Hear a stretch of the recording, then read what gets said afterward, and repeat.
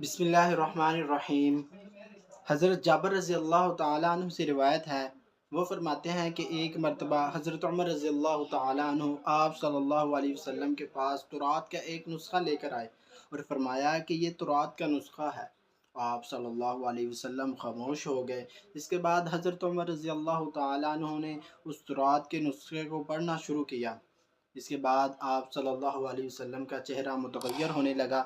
حضرت ابوبکر صدیق رضی اللہ تعالیٰ عنہ فرماتے ہیں، میں نے کہا اے عمر، گم کرنے والیاں تمہیں گم کر دیں، کیا تم آپ صلی اللہ علیہ وسلم کے چہرے کی طرف نہیں دیکھ رہے؟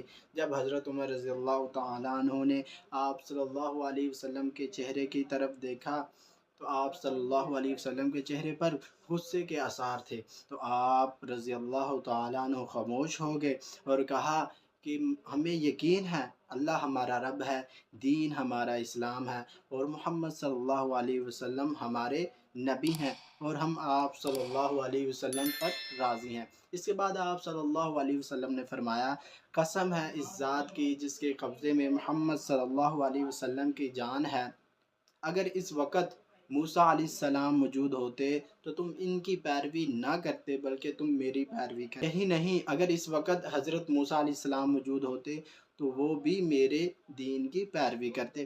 زیر حدیث میں کچھ الفاظ عربی کے بولے گئے ہیں کہ جن کے لفظی معنی ہے کہ گم کرنے والیاں تمہیں گم کر دیں۔